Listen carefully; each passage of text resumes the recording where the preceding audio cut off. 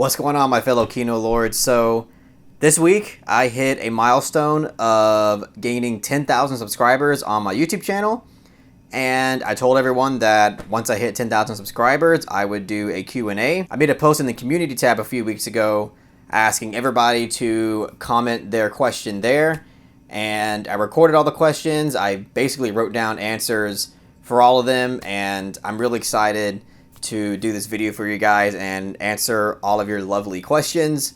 First and foremost, obviously, I need to give a huge thank you to everybody who has supported this channel. I'm talking everybody who has subscribed to the channel, everybody who's shared it around at some point, obviously all my patrons. Just a huge thank you to everybody who was able to make this possible.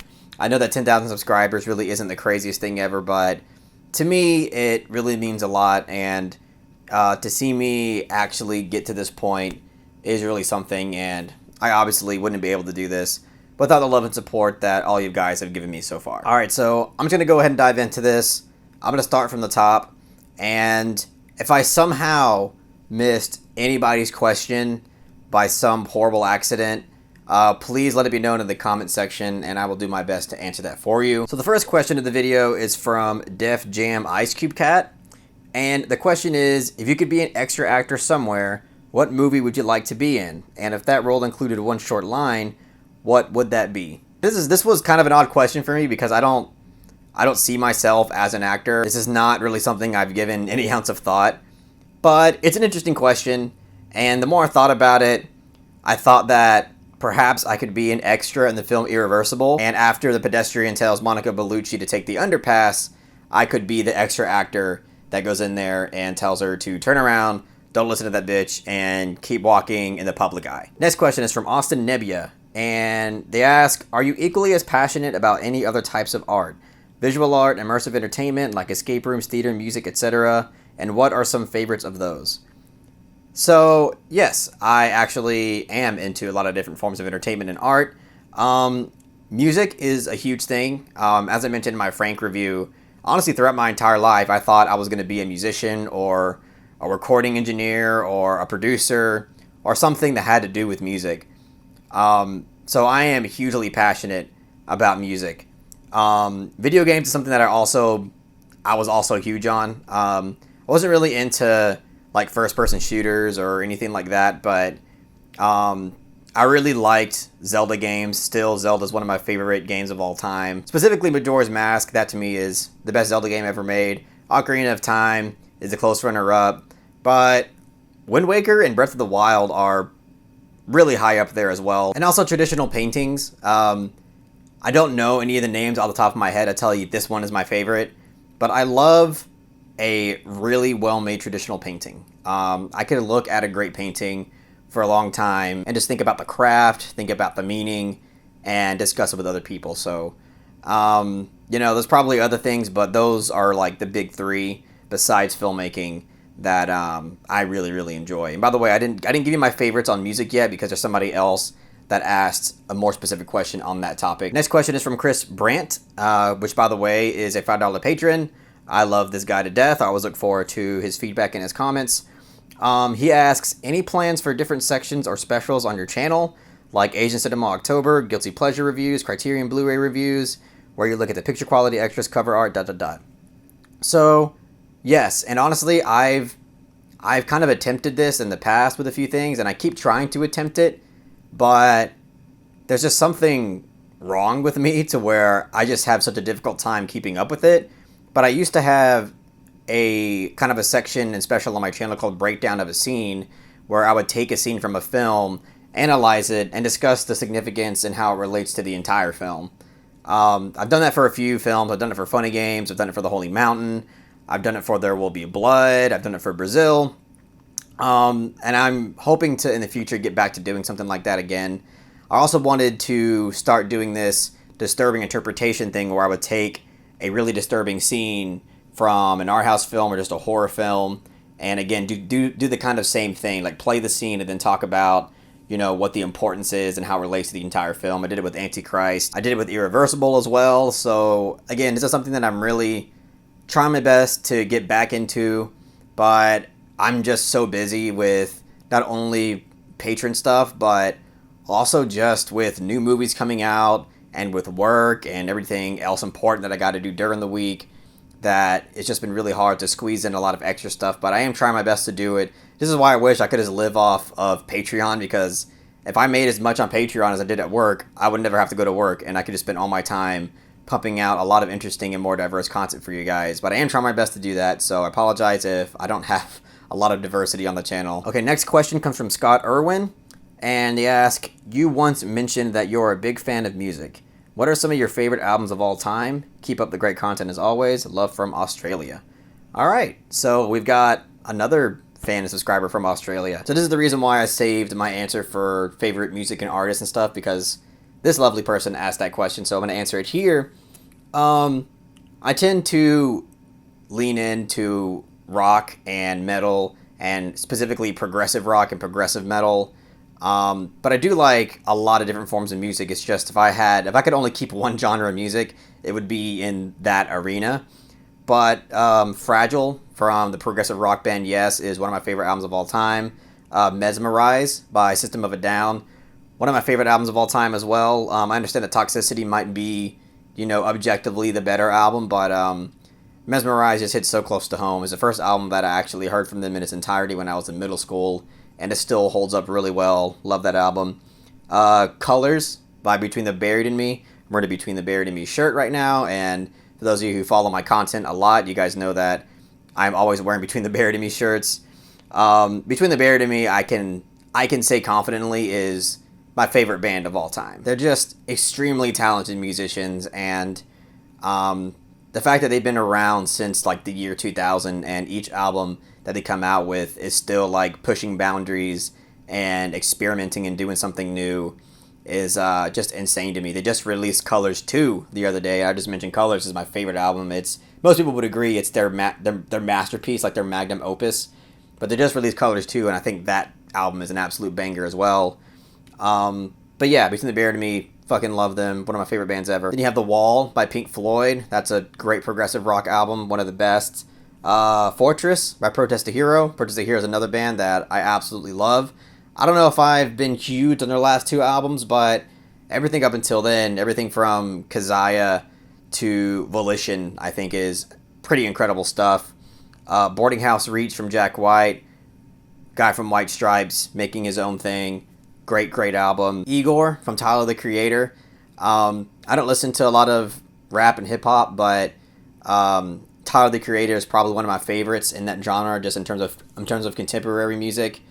Even Kendrick Lamar too. Damn was an album that I listened to a lot, and then also Rumors by Fleetwood Mac. That is basically a perfect album as well, and it's super listenable. You can just pop that in with anybody, and just have a great time with it. So. With Rumors, just like every single track is just like a hit single, which is absolutely insane.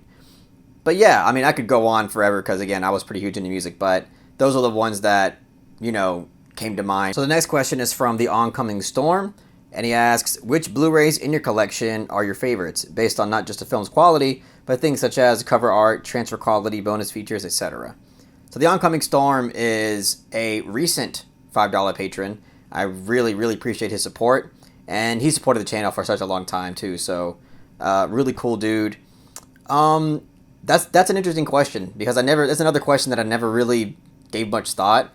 But the answers are kind of obvious. The Midsommar Director's Cut is one of my favorites just because of how it looks, and the booklet that comes with it is really interesting. The Scorsese piece in terms of what he thinks of Ari Aster and the film itself is really awesome. I unfortunately, like in terms of transfer quality, to be honest, like most of these Blu-rays I really couldn't tell you because I haven't really popped them in. Like I just own them because I just want to collect them and have them. But a lot of the time I don't really get to rewatch them, unfortunately. But yeah, Midsommar Director's Cut, the Wong Kar-wai box set. I have a video of me unpacking it and everything, and I was really, really happy with how it's packaged and just the overall aesthetic of it. The recent Irreversible Blu-ray release is also incredible. I haven't opened it, but I've heard what's inside, and it sounds amazing. Hopefully, I get to open it one day, but I want to open it when I'm ready to watch it again, which I don't know when the hell is going to be, because that's a film that it's like you watch it once and you're not quite sure if you ever want to go down that road ever again. The Tree of Life, the Criterion copy of Tree of Life has a beautiful cover of a beautiful shot in the film, and the packaging is nice, and it's just a fantastic film, so I love it for that. Barry Lyndon, one of my favorite films of all time, so that's obviously got to be one of my favorite Blu-rays, and also I really like the cover. Son of the White Mare, this is also a Blu-ray that I cherish, and it just looks really cool, and again, it has like a little slip envelope type of packaging in the back, and I love it. It's simple, but I think it's quite incredible. But that's really it in a nutshell. One of these days, I will do an entire Blu-ray collection video, and you can see my Blu-ray collection in more depth, and I can embarrass myself with a lot of films that I bought early on in my film journey. Next question is from an internet user, and they ask, what films are you fond of that are not well regarded by critics or audience members? So I technically have an entire video on this. I believe it's called 10 Movies That I Love That Everyone Hates. So I implore an internet user to go check out that video if you haven't already. But I will say a few from that video. Nacho Libre is a film that I absolutely adore. A Cure for Wellness is another film that wasn't really highly regarded by critics or audience members when it came out, but still a film that I've seen like 3 or 4 times throughout my life, and it really never lets me down. Like, it's not the best movie ever, but I think for a Hollywood production, it really goes there, and I found it quite engaging and really entertaining, so I really like that film. So the next question is from SC, and they ask, what other interests do you have besides films that may influence your view on film? For example, Lynch loves cooking and meditation, Kubrick loves chess, Herzog loves nature, wildlife, Scorsese loves religion, Tarantino loves feet. And then he does the pondering lit thing. SC is a guy who always says it's lit, and honestly, my channel has never been as lit until he came along, and I just thank you so much for bringing in the litness. But that's a great question, and the answer is music, religion, philosophy, and nature. I already talked about music, but I have a huge interest in religion and philosophy in general. On my Facebook page, there was a period of time where all I did was debate people about religion, and I would go out of my way to provoke them and go against them so I could provoke a discussion and make them think more. So religion and philosophy is something that I have a huge interest in. When I was in college, I took like 5 or 6 different philosophy courses, and it's because they make you pick a minor at Georgia State, the college I went to, and I decided to go with philosophy because the one philosophy class I took I really liked, and from then on, like, philosophy besides film classes were the class that I looked forward to the most, and I never got bored of them, and I always did fairly well in them without really getting much effort. So I just love discussing complex ideas and concepts about life, a lot of the moral complexities that puzzle us every day, just the meaning of life in general, and yes, also nature, because nature is one of those things that I view as blissful. Because you have a lot of people who would claim, oh, nature's so beautiful and it's stunning, and it is. It truly is beautiful in a lot of ways, but at the same time, it's incredibly ruthless and unforgiving.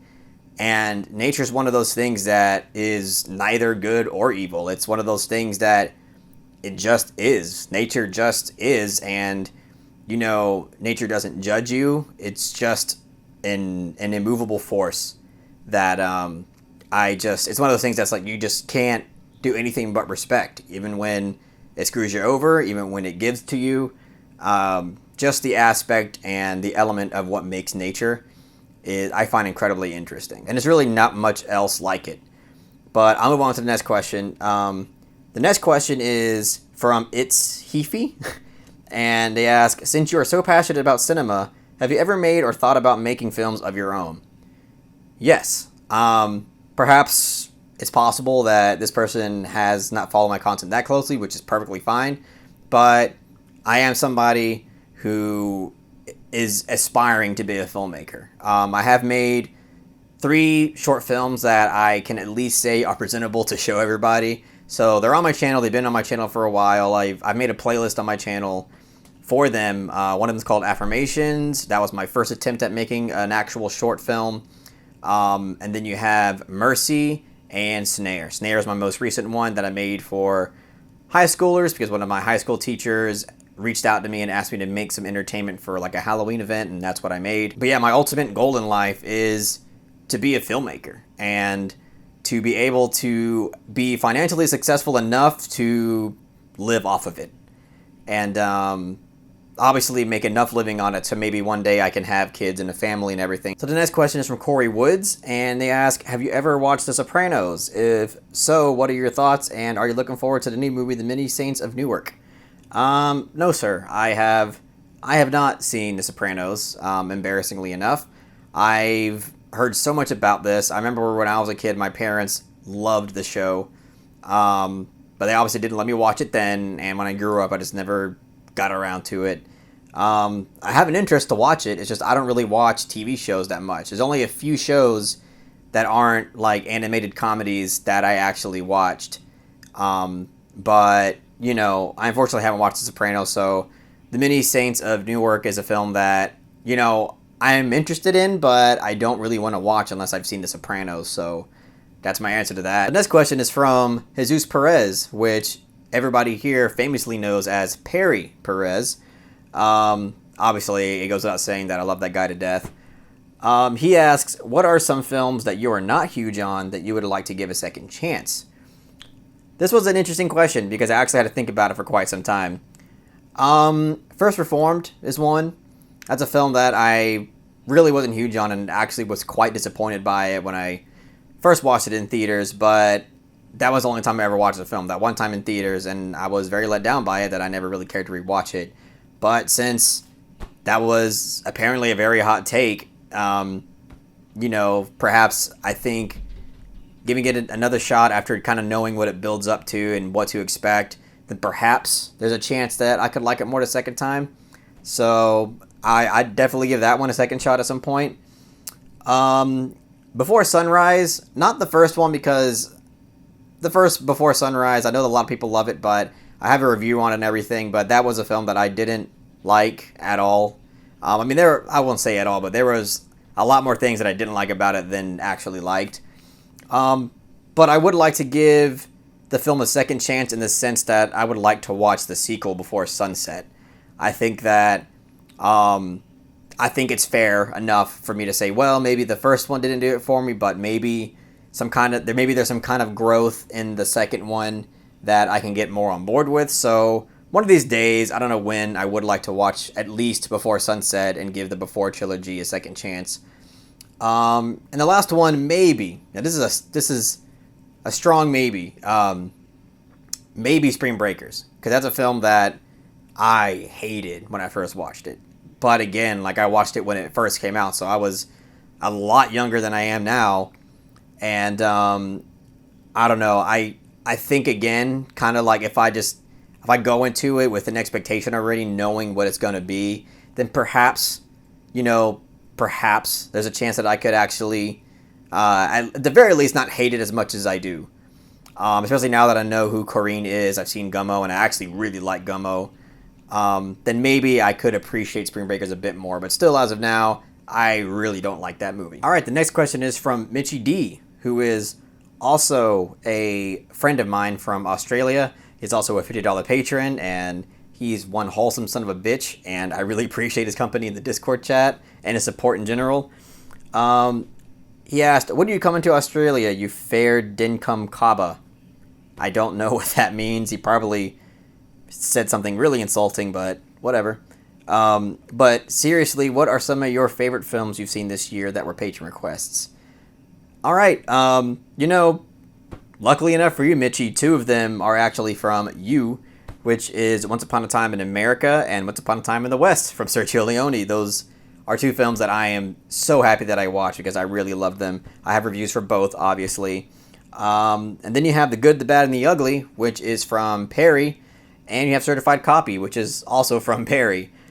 Two films that I think are absolutely amazing. Two absolute masterpieces that I love so dearly.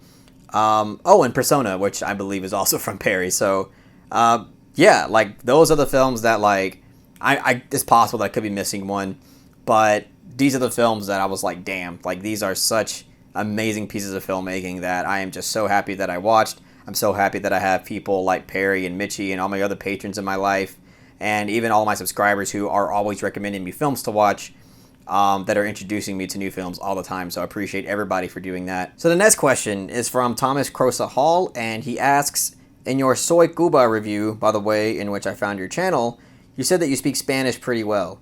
How did you learn the language? Saludos desde el mejor país del mundo. So I'm actually half Mexican and half gringo. My mom is from Georgia in the United States, and my dad is from Mexico. So I'm actually pretty horrible at speaking Spanish. Like, I just know enough to work where I work and communicate at the most basic level with people who speak Spanish. But I picked it up from, obviously, the Mexican side of my family. And also my mom speaks Spanish incredibly well, even though she's not Mexican or came from a Hispanic background. She speaks it really well. Like, it's insanely impressive. She speaks Spanish better than a lot of Mexicans that I've been around, which is pretty insane. But yeah, so that's where I learned it, through my upbringing, and I'm learning more every day as I work in a Mexican grocery store and restaurant. So the next question is from K-Devil. I know he's a longtime supporter. He's always commenting on my stuff. Said, have you watched any recent series, and what do you consider your favorite shows of all time? So as I mentioned earlier, I don't really watch a lot of TV at all. But if we're just talking about shows in general, like I've seen throughout my life, Too Old to Die Young is the show that was written and directed by Nicholas Winding Refn. And that show absolutely mesmerized me and blew me away. I know it's not going to be everybody's cup of tea, just because of the slow nature of Refn's style can put a lot of people off. But that was such a cool and unique show stylistically, and even in terms of where it goes with characters and the narrative. That was a thrill ride, and I love that show to death. Breaking Bad is another show that I decided to actually give a shot, because I guess during the time I had free time, and I don't regret it. It lives up to every ounce of the hype. That is one of the best shows ever made, arguably the best show ever made. I mean, what was there to say? Bryan Cranston absolutely kills it as Walter White or / Heisenberg. Just an awesome show. I really don't need to go on about Breaking Bad, but that is an amazing show. In terms of just like animated comedies, King of the Hill is up there. I love that show to death. Bob's Burgers again. King of the Hill and Bob's Burgers are more than likely my two favorite animated comedy shows. And then you have a show called Moral Oral. I don't know how many of you guys have seen Moral Oral, but it used to come on Adult Swim like at 12 at midnight all the time. That show is satirically hilarious and genius in so many different ways. Honestly, anything on Adult Swim, Adult Swim, I would just watch everything that was on there. Obviously, there was like exceptions and stuff, but most everything that was on Adult Swim, I just got a huge kick out of and loved. Next question is from Stephen Baker and asks, what upcoming movie releases are you most looking forward to? He actually said movie release, so it's really just one film, but I'll just name the few that I actually have listed. The Whale, which is a film that's written and directed by Darren Aronofsky, that's starring Brendan Fraser, and I am so looking forward to that film. I'm so ready to see Brendan Fraser, confidently back on the big screen, and not only is he back on the big screen, but he is starring in a boundary-pushing art house filmmaker's film, and it seems like he has a lot to carry in the film, both literally and metaphorically. Gaspar Noé's new film called Vortex is another film I'm really looking forward to. I sadly don't think we're going to be getting it this year, in terms of a wide release that I'm going to get access to.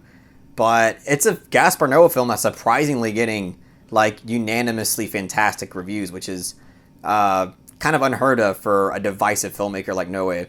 But I'm really looking forward to that. Paul Thomas Anderson's Licorice Pizza. I just did a trailer reaction for that. Please check it out. Looking forward to that. Dune, obviously, but it's coming up real soon this month. And The French Dispatch from Wes Anderson, which is, I believe, coming out this month as well. So, yeah. And also the beta test from Jim Cummings.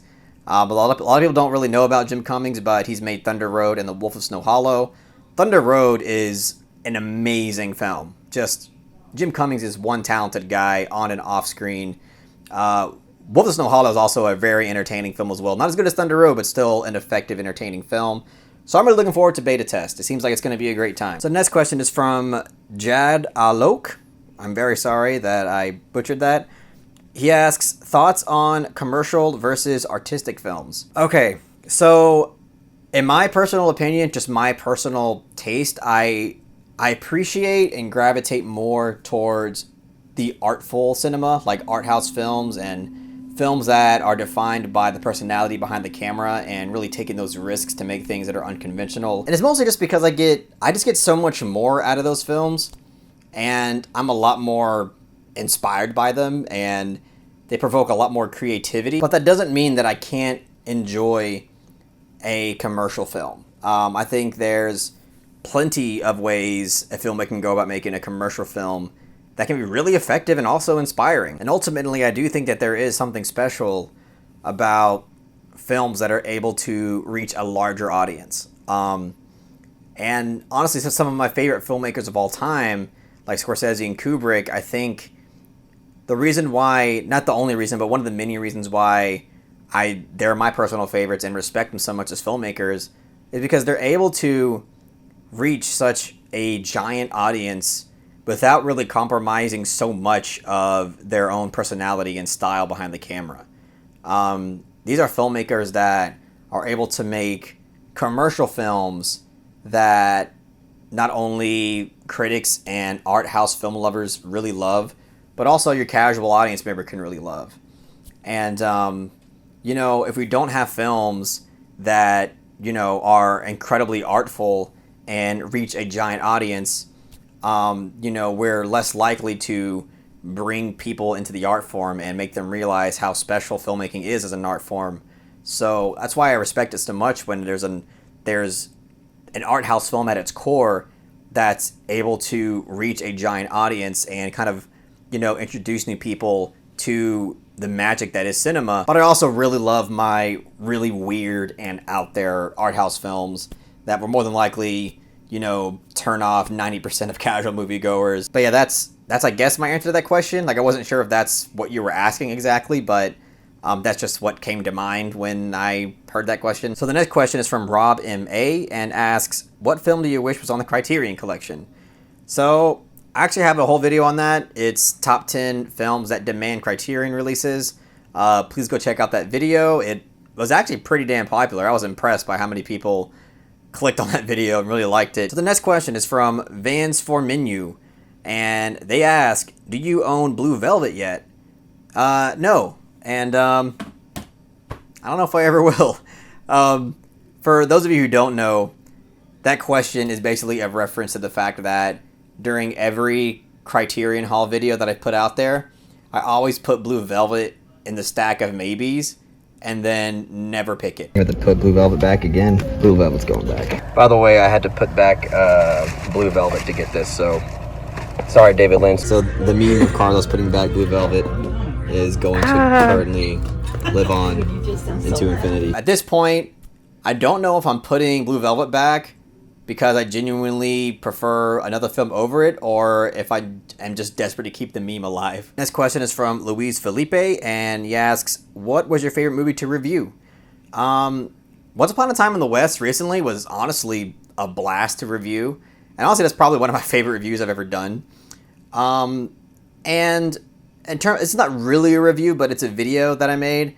It's a scene analysis on There Will Be Blood. That to me was hella fun to talk about. I had such a blast making that video, and honestly I think it's one of the best videos that I've ever made.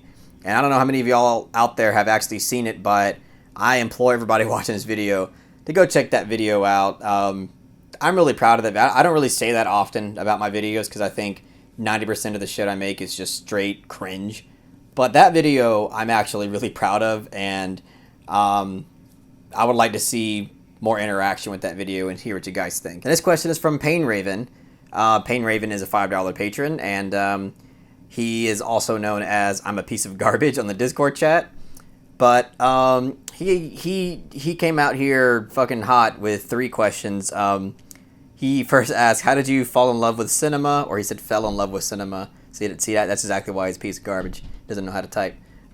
Just kidding. If you were to be deserted on an island and you were given a TV and 3 movies, what would those movies be? And the last question, where the fuck is that favorite horror movies video, Carlos? Okay, so I told everybody I would only answer one question, but since he's a patron, I'll answer two questions. I won't answer the first one because somebody else also asks that, and I'll just wait to answer it then. But the classic deserted island question, it's such a fucked up question, honestly, because I feel like 3 movies isn't enough at all. But, you know, I wouldn't just pick my top 3 favorite movies of all time, because if I'm stuck on a deserted island, I would want a little more variety. And if my top 3 movies are extremely serious, I wouldn't just go with the top 3. So what I kind of came up with, and this might surprise people, is There Will Be Blood, Barry Lyndon, and Brain Dead from Peter Jackson. There Will Be Blood because it's a masterpiece from start to finish, and to me, like, that is a film that I would always have to bring with me in any kind of situation. Like, if I didn't have any choice and I only had to pick like 1 or 2 movies, that film is always coming with me. I love that film to death. Barry Lyndon, because it's such an underappreciated gem of a film that I also believe is a masterpiece. And it's not a fully serious film. It also has its, you know, kind of quirky and clever, funny moments that I really, really love. And it's also one of the most beautiful films that I've ever seen in terms of just shot composition and cinematography. Then I added Brain Dead in there because, and it's tough because I could have went with a more sincere horror film, but at the same time, I need something to laugh at, and I need something to be just like a wild ride and a good time. So that's why I went with Brain Dead, because I get horror, but then I also get one of the greatest horror comedies of all time, and I get to have something always to laugh at. So all 3 of these films, I believe, are masterpieces in their own right. So, you know, obviously, if I thought more and more on it, you know, this could change like every second, but that's just kind of what I decided to stay on. So next question, Vaguer Furryball asks, who is your favorite director or actor? So I'll answer the actor one because somebody else, again, asked like a favorite director question. I'll save it till then. In terms of actor, again, it's not something that I give in that much thought because I pay attention a lot more to filmmaking and direction. But if I had to go with favorite actors, I couldn't just pick one. I'd have to pick Al Pacino, Nicolas Cage, or Daniel Day-Lewis. I just think those 3 people are absolute perfection. So next question is from Brian and asks, favorite movie posters and or DVD covers. So this is also a question I didn't really give much thought into at all before he asked it. But I wrote down a few things that might be a little obvious, but Borgman is a film that I watched recently, and the poster for that is pretty killer. I think it's awesome. Also, I really like the film. A Clockwork Orange has such a rad poster. It's incredibly alluring, and yeah, obviously one of my favorites. There Will Be Blood has a lot of different posters, but this one is probably my favorite. It looks killer. Irreversible has an awesome poster, even though every time you look at it, it just brings horrible feelings into your stomach. But I still think the cover art's awesome.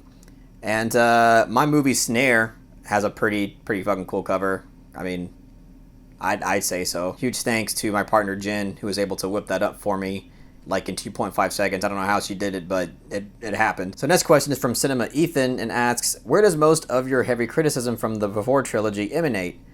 So again, I have a review on Before Sunrise. If you want to really hear me go in depth there, you know, click on that video and find out. But it really just comes down to the characters and dialogue. It was really hard for me to like these characters. They came off really pretentious and annoying, and the dialogue itself just came off really pseudo intellectual, and just would only come out of like white privileged college educated people. And it's not the fact that they're privileged that makes me, you know, not care about them. It's just how they're talking and how they're choosing to articulate their thoughts that just was really off-putting. And I couldn't get into their chemistry, couldn't get into the dialogue, couldn't get into the characters. And it's not the style of the film. I think the style of it's actually a good idea. Certified Copy from Abbas Kiarostami, basically does the same style where you have, two like a couple walking around, a city and talking about philosophy. But Certified Copy just, I feel like everything right that Certified Copy did is what Before Sunrise did wrong. But again, as I mentioned, that's a film that I would like to give a second chance in terms of watching the sequel and perhaps the next one. But yeah, that's really where it comes from. Next question is from Wasak Billah, and he asks, name a movie you don't dare to give a second chance. That's kind of easy. The Curse of La Llorona. That was like the first movie I thought of because I hate that movie to death. Like, that represents everything I hate about a Hollywood horror movie. It's predictable in every way. It's cliched as fuck. Every jump scare you see coming from a mile away, and it's just such a boring mess of a lazy piece of manufactured garbage that I will never give a second chance. All right, so AJF also coming in hot here with like 6 questions. He's also a $5 patron. So what I'll do is, because you're a $5 patron, I will answer 2 of these questions. You asked most overrated movie you've ever seen. I'm going to answer that question, and I'm going to answer favorite director of all time. So most overrated movie that I've seen, I mean, in the past year or so, probably Threads. And I know that's probably going to get a dislike on its own just from me saying that. But that review is like going to be the death of me. I think that's my most disliked review that I've ever done, even more than the Chronicle review. It's just that, I'm sorry, but Threads I just think I don't think it's a terrible movie. It's mediocre, and everybody seems to really, really love that film, and I just don't see it. Like, conceptually, I think it's obviously disturbing and scary. Conceptually, it's just the execution does nothing for me, and that's unfortunate. But yeah, I have a whole review on that. If you want to support me in that review, I would go give it some likes, because that video desperately needs likes. But my favorite director of all time, Stanley Kubrick. I think a lot of you guys already know that about me, but Stanley Kubrick is the filmmaker that truly made me realize that I want to pursue filmmaking as a career. So yeah, I can go all day about Kubrick, but he's somebody that, in terms of his craft, is a filmmaker that I just have the most respect for and admire dearly. And honestly, I don't know if he didn't exist, I don't think I would have actually chosen filmmaking as a career. He is basically responsible for that. All right, so the next question is from Timothy Raths and asks, what's a movie that you like that might actually surprise people? It took me a little bit to think about this, and I was just going to refer to that video, top 10 movies that I like that most people hate. But I thought of a few different ones. One of them is The Mummy Returns.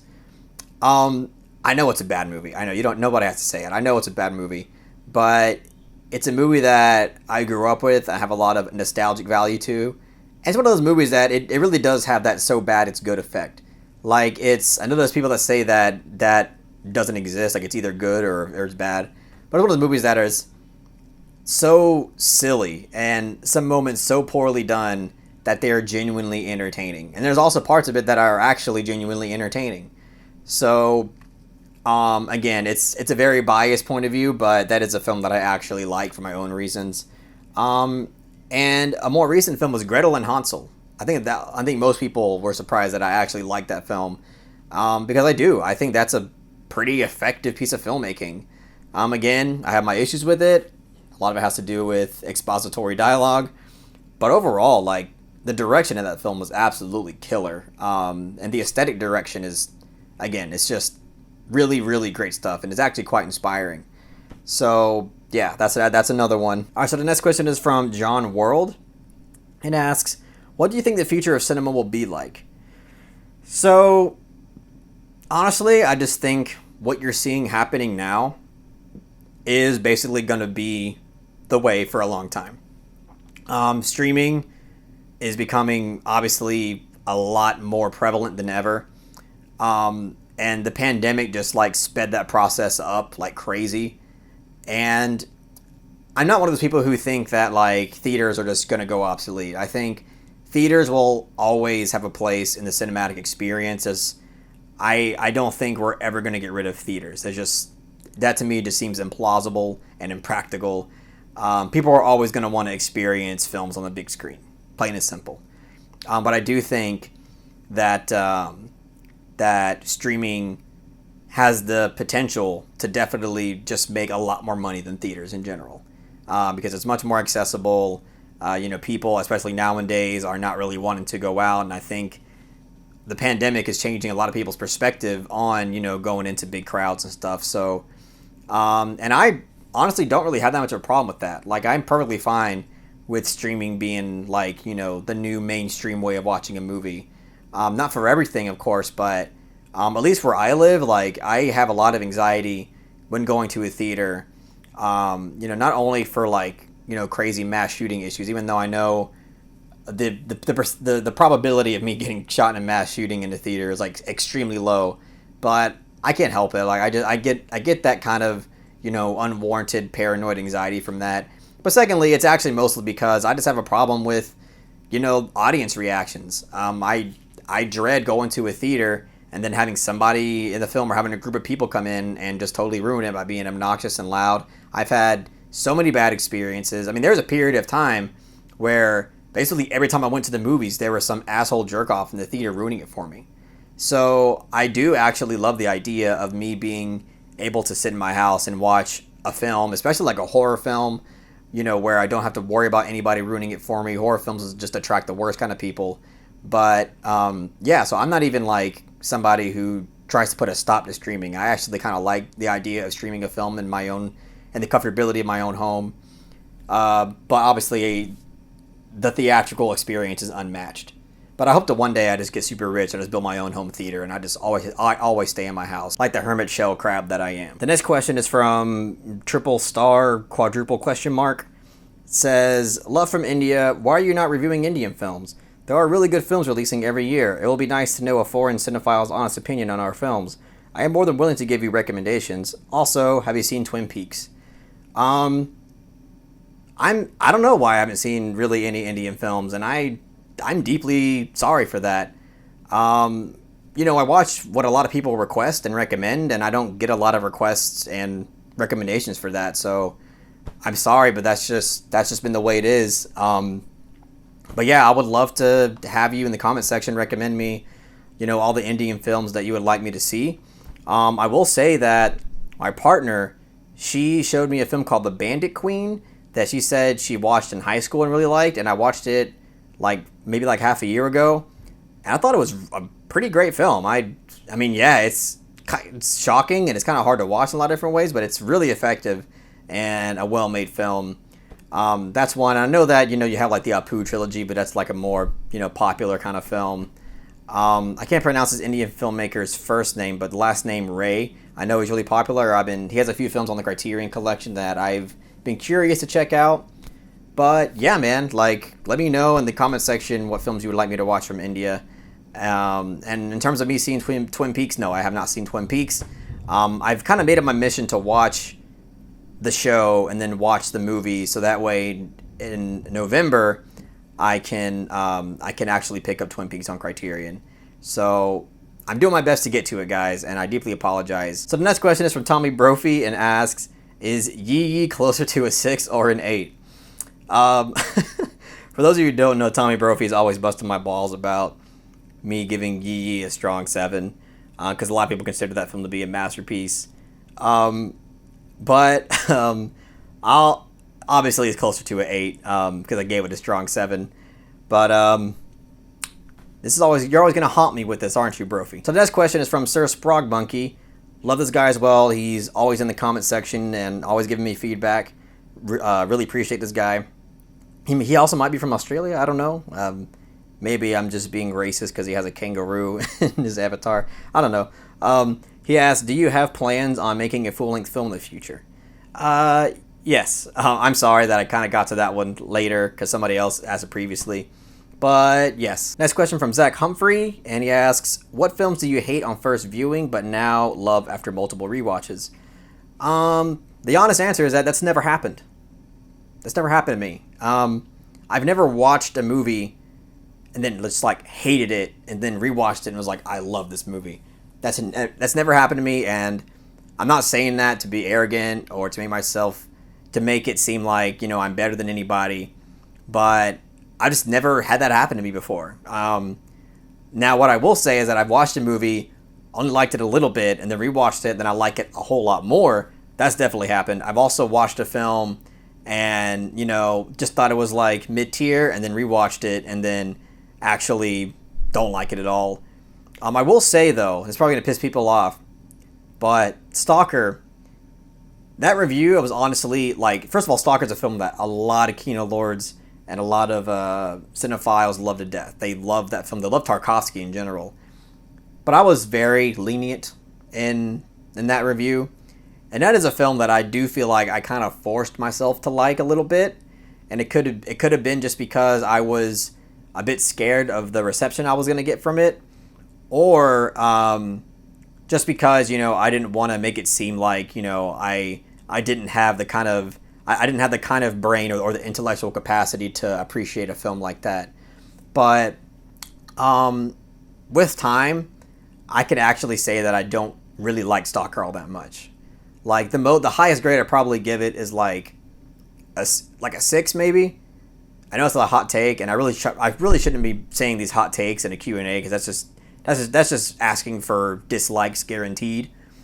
But that is like one occasion where like I came out and said that like I really liked it, but now I honestly don't really even like it like that.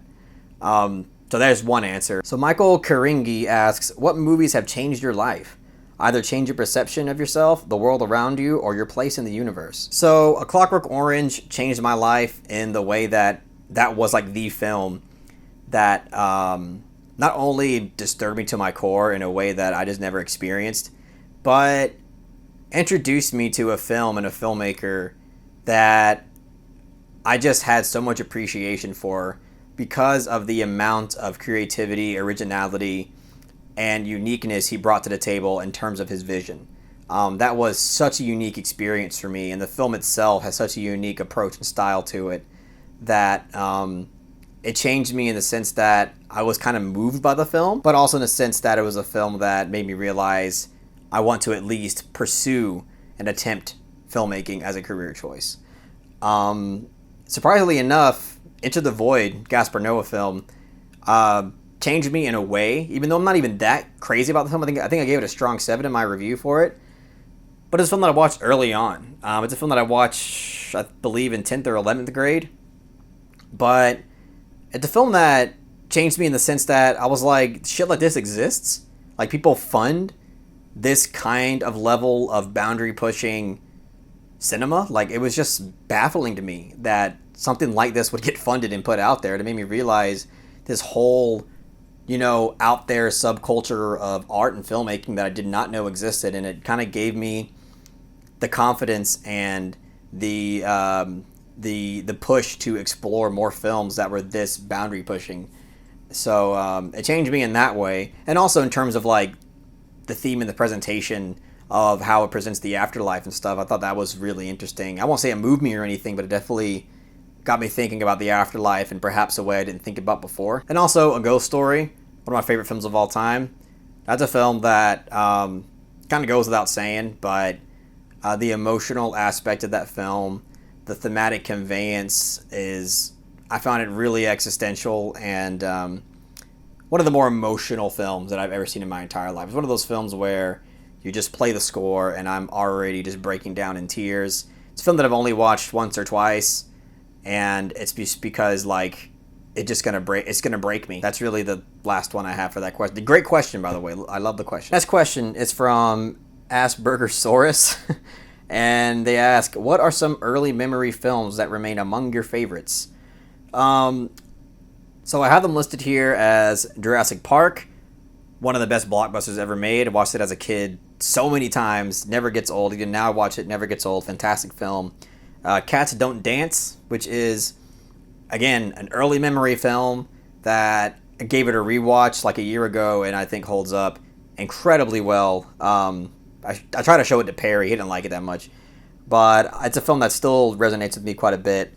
Toy Story, obviously. Shrek, obviously.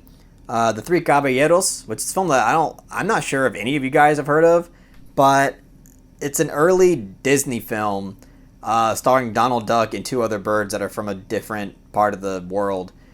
And it's an interesting kind of movie. Like, it's kind of meta in a way too. But basically, it's a film that kind of explores different cultures, specifically more Latin American and Hispanic cultures. And, you know, I watched it a lot as a kid, rewatched it now, and it's still pretty good. It holds up quite well. The third act of the movie it gets a little sluggish and a bit boring compared to the first two acts. But it's a really special film to me still. And I would actually recommend it if you guys never heard of it. Teenage Mutant Ninja Turtles 2, The Secret of the Ooze. That one is still a good time for me. Ace Ventura movies and Adam Sandler movies. I know they're guilty pleasures, and it's probably lost respect from a lot of y'all just from saying that. But I still really like those movies, so sorry. So the next question is from Ethan Weil and asks, what is your favorite Criterion Collection release you own? So this one was kind of a tricky question because it was just like the favorite film that I just happen to own a Criterion. It's Barry Lyndon, but if I'm going just like with my favorite in terms of the packaging and the release, in terms of box sets, it's the Wong Kar-wai box set. And if I'm going with just like a normal Criterion that just has good packaging, it's probably Y Tu Mamá También. It's honestly, I think, the first Criterion I ever bought, and it's, in terms of packaging of a singular Criterion, it might be my favorite. Antichrist is another film. I love the cover art for that because it's like subtle and simple, especially for such a fucking crazy film. Okay, so the next question is from Jeff Sparks and asks, how is your plan on getting into the film industry going, and what have you been doing to get there? So this is actually something that I had to give a lot of thought on. Not the question, but this is actually something that I've had to think about for a very long time. But I had a lot of different options coming out of college. I could have just instantly tried to get on with some studio as a production assistant and just be a gopher and just through the years hope that someday someone will give me a chance at being an assistant director or, you know, hopefully one day an actual director. But my plan now is to basically keep working at the job that I have now and use the free time that I have to actually make more short films and to just strengthen my portfolio and to also put more of these films into film festivals and to hopefully one day get into a lot of these film festivals and go to them and meet people and hopefully, you know, catch eyes of important people that have connections or just some rich guy who wants to pour money into me. But another angle is to just one day fund a low-budget feature-length film and just put my all into it and just hope I can catch eyes that way as well. And, you know, through the film festival circuit and everything like that. But that's basically my plan, is to just work my job, do this channel, and on free time, especially when I upgrade my camera, to work on more shorts. And I'm really trying my best to work on shorts more frequently. It's been a long time since I released my last short, which was Snare, but I have actually a lot of great ideas, at least I think they're great, to actually bring to fruition. So once I upgrade my camera, I'm going to be doing my best to work on a lot of these short films and, you know, release them to you guys, release them to festivals and everything like that. But, I mean, right now it's, you know, it's going. In terms of how well it's doing, I mean, I don't know. This is something that I decided for sure I was going to do like maybe a few months ago, because before then I really didn't know if I should just get in with a studio right now and just, you know, be a brown noser for years or still work on my craft and strengthen my portfolio. And I think that right now is the best route that I'm doing. I want to do a lot of stuff independently and hopefully I can achieve my goals in the most independent way that I can. And the final question that I intentionally left at the very end comes from Justin Quinn and asks, where did the name The Misfit Pond come from? So I gotta say, Mr. Quinn, you really hit the $1 million question with this one, because this is actually something that I was kind of dreading and avoided for a long time, because this question actually cuts deep with me personally. But, so the Misfit Pond is actually a name that one of my best friends in the entire world came up with. And his name's Adolfo. And he came up with that name because the original plan for this channel was that he was going to be the more energetic and funny personality that was going to cover video games and anime. And then I was going to be the more, more calm and collected one that just talks about the art of filmmaking. And I really thought that it was a brilliant name for the channel for obvious reasons. And I also thought it was a brilliant plan because that's who he is. He is somebody that is, very charming, very funny, very clever, and just, really quick-witted. And it's just a really entertaining person. Like, he doesn't have to try hard to be that person.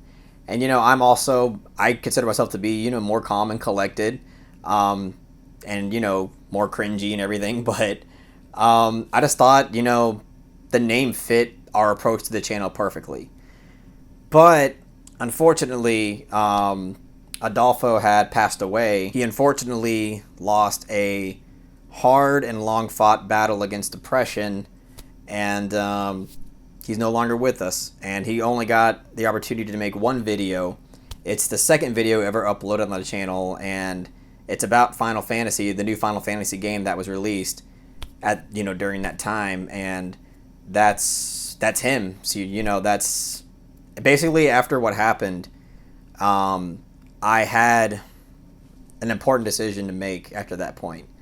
I basically could have just I could just dropped it, just let it go, and just allow nature to run its course. We tried, that happened, it's no longer a thing, that's it.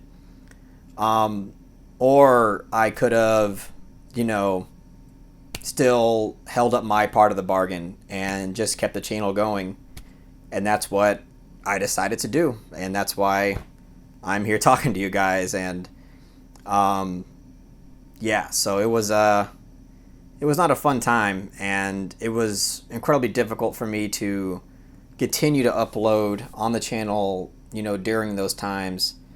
But I didn't want to give up on this, and I thought the name was a great name, and I really do think that if he was still around, we would have had a lot more subscribers. I mean, I'm proud of where I'm at right now, but I think just with us together on this channel actively uploading, I think that, in my personal opinion, we would have well over 20,000 subscribers by now. But it is what it is, and that's where the name The Misfit Pond came from. He came up with the name. He basically he would always throw names out there, and as would I. And that was one name for a channel that he threw out there that I particularly liked, and I told him that's a good name, and that's what we stuck with. But anyways, I apologize for ending on kind of a lower personal note, but I really, really, really vastly appreciate everybody who has supported this channel, obviously, and asked questions. I was more than happy to answer everybody's questions, and as I mentioned, if I missed anybody, if there's a chance that I missed anybody for some reason, please let it be known in the comment section, and I will do my best to answer it. But that's it. I know this was a really long video. I didn't know how long this video was going to go for, but obviously it went on for a very long time. So thank you if you stuck around for this whole video. That means the world to me. And if you really like this video, please give it a thumbs up and share it amongst your friends. And don't forget to subscribe to the channel to be updated on more film-related content.